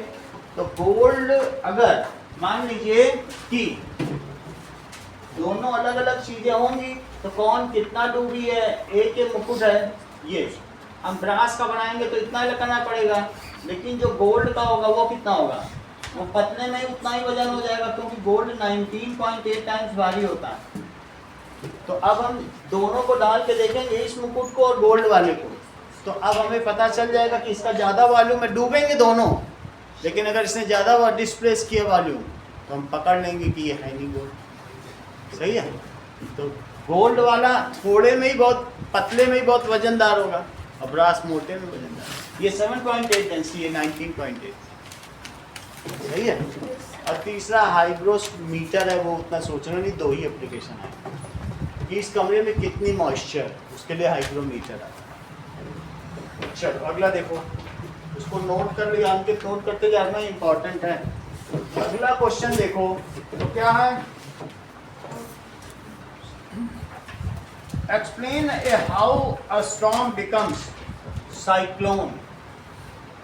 ये तो क्वेश्चन देखिए, तो साइक्लोन कैसे बन जाता है, जरा तुम निकालो साइक्लोन। तो इसके लिए cyclones are large storms, page number निकालिए 92। साइक्लोन्स आर लार्ज स्टॉर्म्स कहाँ पर फॉर्म होते हैं, बोलो, फॉर्म्ड ओवर वार्म सी ओशन। ऐसा क्यों है बोलो, वार्म क्यों लिख रहा हूं, सी ओशन, ऐसा इसलिए होता है as the air above warm oceans are also warmer and it moves up and there a low pressure zone is created. हवा ही गर्म हो जाएगी उसके ऊपर की, जैसे तो गल्फ low स्ट्रीम pressure गर्म zone जल बन धारा जाएगा। है, वार्म स्ट्रीम है, और जो इक्वाडोर की जल धारा है वो ठंडी जल धारा है।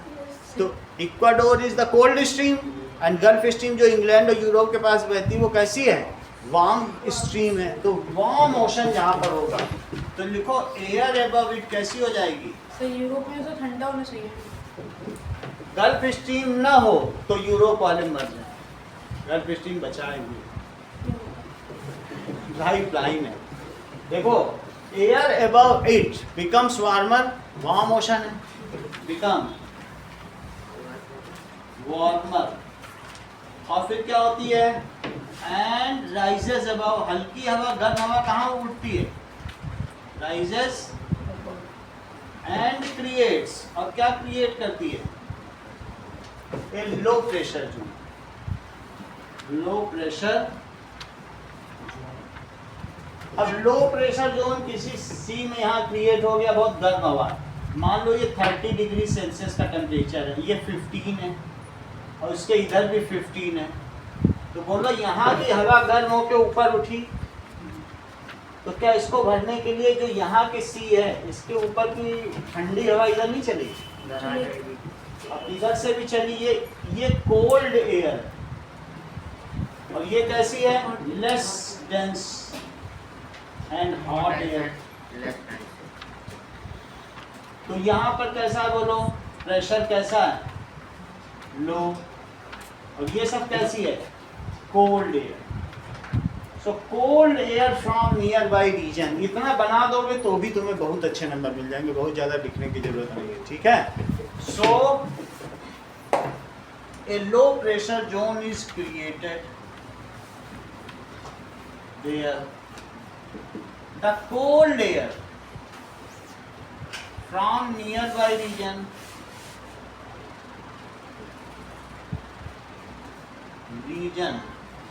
rushes, दौड़ती है, to fill low pressure zone, और वहां पर अगर कोई एक एयर ऐसे आई और एक ऐसा आई तो ये देखो सर्कुलेट हो गई, सीधे सीधे आ गई तो टकरा जाएगी, लेकिन सीधे तो आएगी नहीं, एक ऐसा है एक ऐसी, तो सर्कुलेट हो गई। इस पेन पे एक बार इधर धक्का मारो और एक बार इधर धक्का मारो तो टॉर्क हो जाएगा, घूम जाएगा। तुम्हें समझ में आ गया, a low pressure zone is created, और उसकी वजह से क्या होगा, चलो now filling low pressure zone, okay. अब आगे की बात देखो,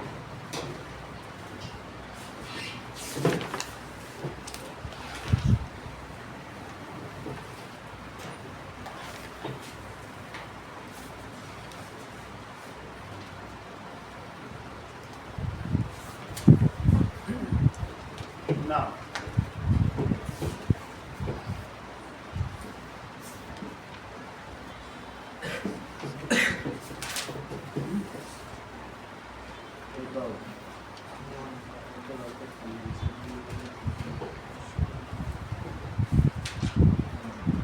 अब तुम्हारी बुक में एक डायग्राम बना हुआ, ये बनाओ।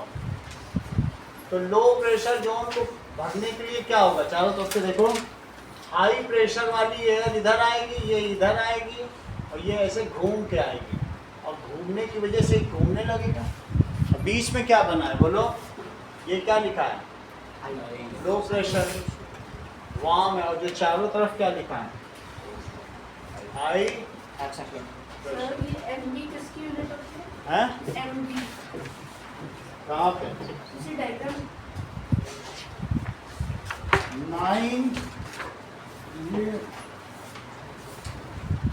बार, मिली बार। तो मतलब इसको चीज को कहा गया है कि हमारे जो चारों तरफ 760 mm ऑफ Hg, तो एक मिली बार, इसमें से 1 मिली बार जो मरकरी का कॉलम है, मिली बार है, समझो प्रेशर की यूनिट, ज़्यादा मत समझो, ट्वेल्थ में समझना ज़्यादा। सर्कल्स के अंदर जाते थे कम होता है। जैसे जैसे अंदर कितना है, अंदर देखो कितनी कम है, 994 है, बाहर कितनी है, ठीक है, अंदर 994 मिली बार है, मिली बार, और बाहर मिली बार, तो ज्यादा प्रेशर ज्यादा है, ठीक है। एंड ये to fill and a circular wind is created, जिसको कि क्या कहते हो, circular wind is created, this is called, इसे क्या कहेंगे, cyclone. It makes a vast collateral damage of the coastal area, coastal area में बहुत बहुत ज्यादा डैमेज करता है। It moves towards, फिर ये किधर चलता है बोलो, towards coastal region, coastal coast पर जाकर के वहाँ पे and वाइस की पावर कम और क्या करता है, damages, destroys life and does, तो मतलब कि ये कोस्टल रीजन की तरफ अट्रैक्ट होता है। हाँ, लार्ज कोलेटरल डैमेज, जो भी इसके आसपास के रीजन है वहां पे काम करेगा, कोलेटरल। इतना आप नोट बस लिख देना, ज्यादा नहीं, वैसे क्वेश्चन आने वाला नहीं, लेकिन फिर भी आए तो लिखो। आई ऑफ साइक्लोन देख लो बीच में कैसे बनता है। क्वेश्चन अगला देखिए, क्वेश्चन नंबर 9 में तुम क्या देख रहे हो, show trees along the sea coast in summer. देखो अभी 2 चैप्टर तो तुम्हारे हो जाएंगे, अभी 5:45 तक क्लास है आपकी, सही है। 5:45 के बाद दूसरे बच्चे आएंगे 9 के। 2 चैप्टर तो अभी करा देंगे, 2 सुबह करा देंगे, 2 शाम को। तुम पीछे से खुद भी तैयारी करना शुरू करो, क्योंकि अभी नए चैप्टर को तो तुम जानते ही हो, पुराने वाले में बस भूल रहे हो। तो describe the activity, show the air flow from the region of high pressure. ये क्या दिखाया गया है, एक्सप्लेन योर आंसर। 9 क्वेश्चन में देखो, सी कोस्ट में पेड़ उधर क्यों जा रहे हैं, एक्सप्लेन। ये आफ्टरनून है, सो ड्यूरिंग समर आफ्टरनून क्या होता है बताइए,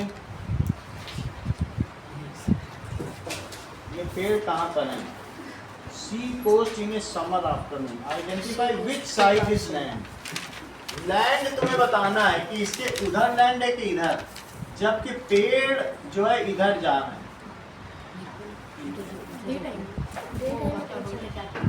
ये अब तुमको ये बताना, ये लैंड इधर जा रही कि इधर जा रही है। सो ड्यूरिंग डे टाइम क्या होता है, सी ब्रीज होती है कि लैंड ब्रीज होती है, सी ब्रीज, ये सही बता रहा है। During day time that is land is hot, very hot. Hot का मतलब 40 डिग्री सेल्सियस से 45 डिग्री सेल्सियस पहुंच जाएगी। While water is moderately hot, ये 20 डिग्री सेल्सियस रहता है पानी। तो बताओ किसके ऊपर की हवा ज्यादा डेंसर होगी, सो air above land becomes warmer and rises up, वो ऊपर उठ जाती है। On other side this creates a low pressure zone, creates a low pressure।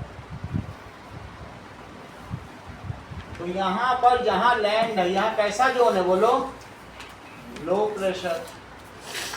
जबकि अब हम देखेंगे सी में क्या होगा,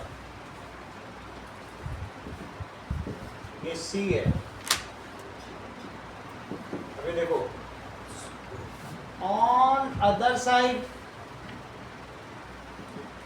सी, air above sea, air above sea remains cool and its density is more,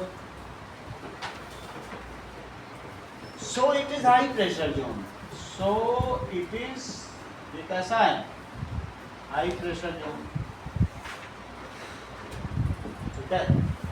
We know that air moves from high pressure to low pressure low pressure.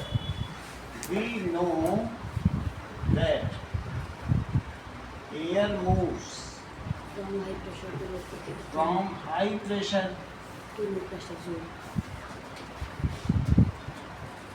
to low pressure. इसका मतलब क्या हुआ?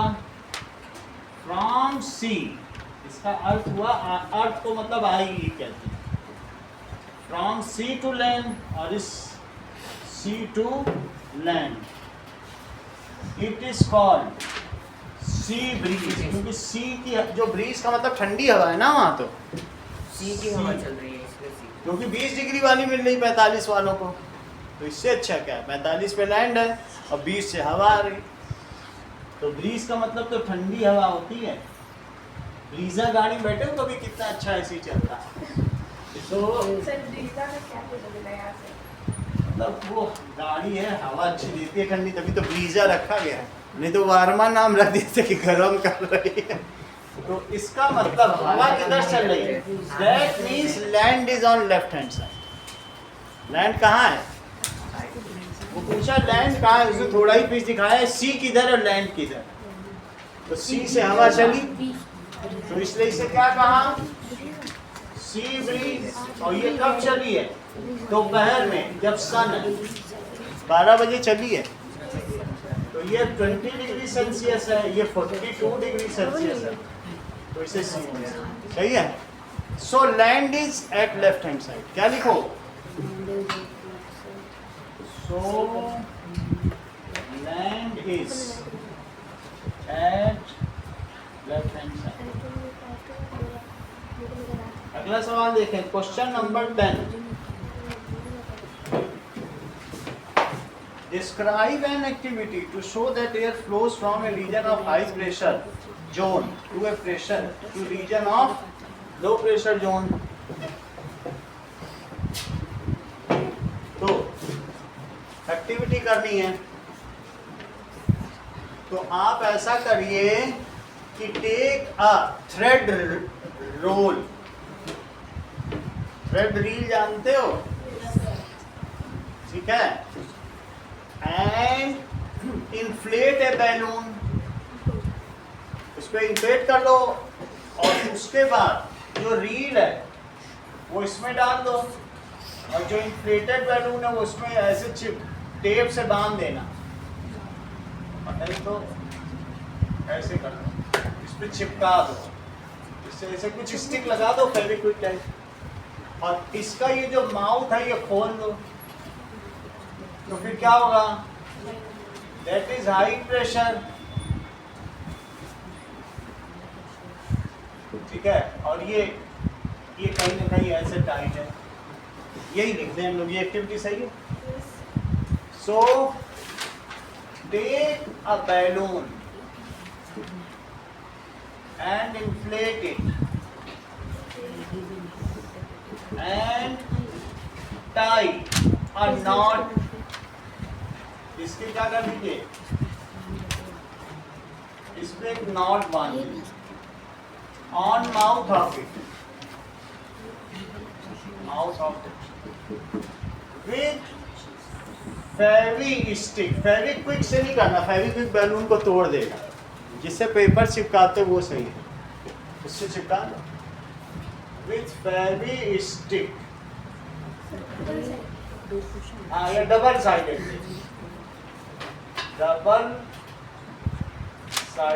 टेप, लेकिन तो उसको धागे से लटकाना पड़ेगा ये स्टिक तो वो भी तो कर सकते हैं जैसे- ऑन थ्रेड रोल। आप तो इनडायरेक्टली स्पॉन्सरिंग कर रहे हो सर। नहीं स्पॉन्सर इसमें क्या, हमारा क्या है, थ्रेड रोल है ना, and pass it through a torch sling. Sir एक मतलब हम वन एक्टिविटी लिख सकते हैं कि मतलब जैसे वो रोड के एक साइड पे ऐसे इंफ्लेटेड बलून और एक साइड पे नॉर्मल और फिर वो हाई प्रेशर से नहीं कुछ नहीं लिखना है, बस it moves rapidly like rocket, ठीक है, तो वो तो एक्शन एंड रिएक्शन फोर्स हो गया, लेकिन हवा का निकलना ही सबसे बड़ी चीज है। तो and pass through thread roll, now when knot is open, अब थ्रेड को किसमें करना है? Pass thread roll, pass roll from taut sling. Taut का मतलब बिल्कुल तनी हुई, तनी हुई स्लिंग से पास करो। As the ये knot is opened, उसकी गांठ खोल दो। As सही तो हाथ में रख के भी तो कर सकते हैं, हाथ में पकड़ बिल्कुल सही है। नॉट किसमें होती है? के। ये कलर से हाँ सही कह रही है। KNOT नॉट लिखो, सही स्पेलिंग लिखो, कभी इसे गलत मत कुछ लिखो। नॉट इज ओपन, सही है। तो क्या होगा? देन ठीक है, that is air rushes to from high pressure zone to outside atmosphere. Air rushes from inside balloon, इससे बाहर निकलेगी, inside balloon to outside atmosphere. ऐसा कर लो, या ये कह सकते हो after coaching class open the knob of cycle tyre, किसी की छुच्छी खोल दी, and observe that is the air from high pressure zone is मतलब टायर में से हवा निकालने का निशान। नहीं, मतलब ये एक प्रैक्टिकल होगा जिसको तुम्हारे दिखाने के लिए, सही है। उससे हमारे मुंह में कुछ ठंड लग जाएगा सीधा गाल पे। चलो अगला सवाल लेते हैं। Action What is thunderstorm? Explain the process of its formation. तो थंडरस्टॉर्म क्या होता है? देखो थंडरस्टॉर्म तुम्हारे बुक में कहाँ लिखा है? श्रेया दिखा दो। kind of a diagram. अच्छा तो ठीक है, अब हम दिखाते हैं कि थंडरस्टॉर्म क्या है। बिजली की गड़गड़ाहट, द लाउड रंबलिंग साउंड। देखो the loud rumbling sound caused by lightning,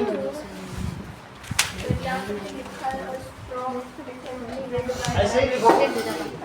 thunderstorm आपने सही बताया, ये बादलों की गड़गड़ाहट नहीं है, बल्कि ये क्या है? जब ये डिस्चार्ज होता है, ये उसकी आवाज़ है। सही है, ये एक ऐसी आवाज़ है when lightning when it get discharged to earth। सही है, when it get, ऐसे समय में ये क्या करेगी? डिस्चार्ज टू अर्थ, बहुत ज़्यादा उसमें चार्ज आ गया, फ्रिक्शन बहुत हो गया, तो उसकी वजह से लाइटनिंग ऐसा करने पे क्या करती है? It heats the surrounding. Lightning rapidly heats its surrounding, और उसकी वजह से क्या होता है बताओ? ठीक है, टू ए टेम्परेचर, ये कोई छोटा मोटा टेम्परेचर नहीं है, 30,000 डिग्री सेल्सियस। ठीक है, इसकी वजह से क्या होता है? सो air near it expends, explodes. बगल की जो उसके बगल में 30,000 डिग्री सेल्सियस पे हो, तो वो जो पानी है वो एकदम से गैस बन के फट जाए, एक्सप्लोड कर जाए, तो उसकी कैसी आवाज़ आए? समझ में आया? So the air near it क्या होता है? Expand and explodes and makes Ross. Okay, ठीक है, and air near it expands and explodes, ऐसा होता है। ठीक है, एंड इसकी वजह से क्या होता है? which creates a large sound। ये सब श्रेया की वजह से हम लोग जानते हैं।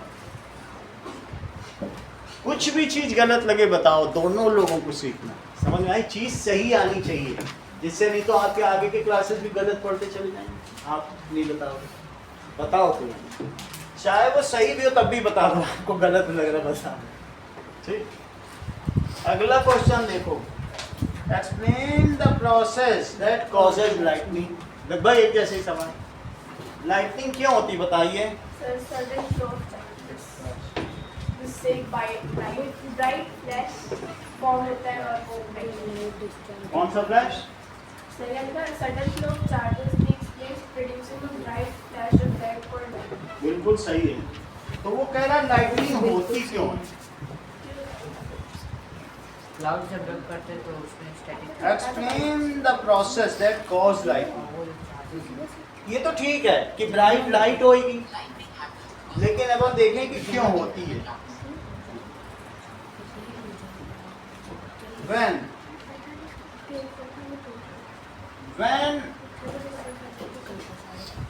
जो भी होता है, thundering clouds,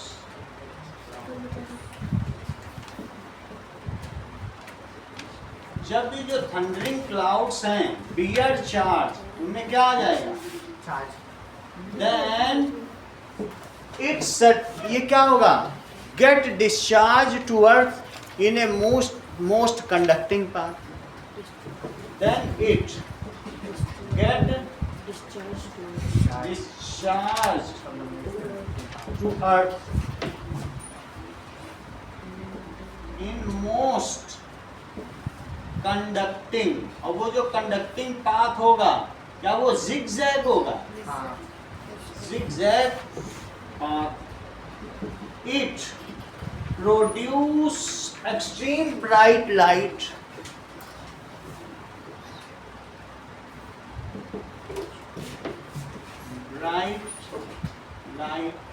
high temperature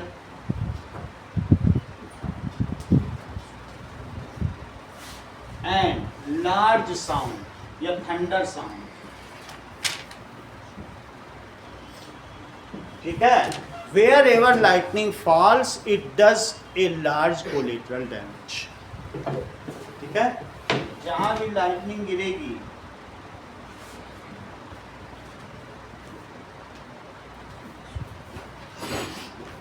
it does large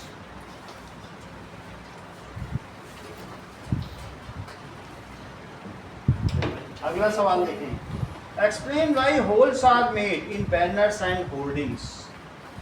कभी तुमने देखा है कि एक बैनर बनाया जाएगा और उसमें जगह जगह होल कर दिए जाएंगे और फिर नाम कटिंग करती है। So,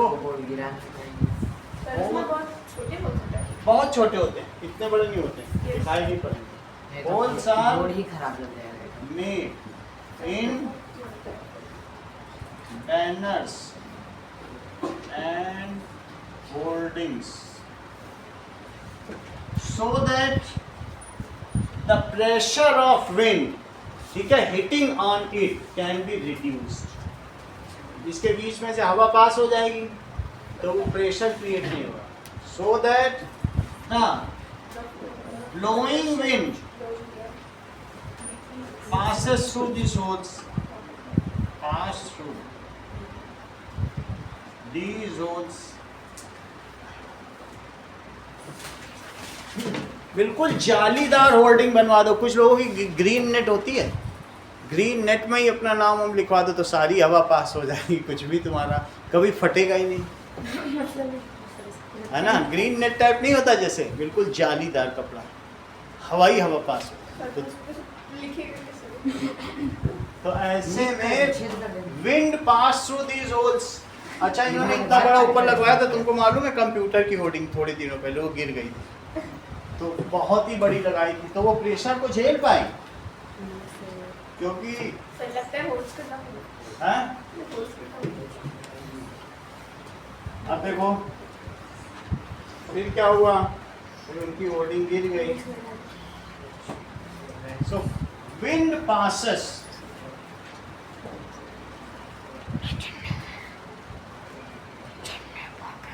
इसमें से विंड पास हो जाए और क्या हो, चल these holes and pressure exerted by wind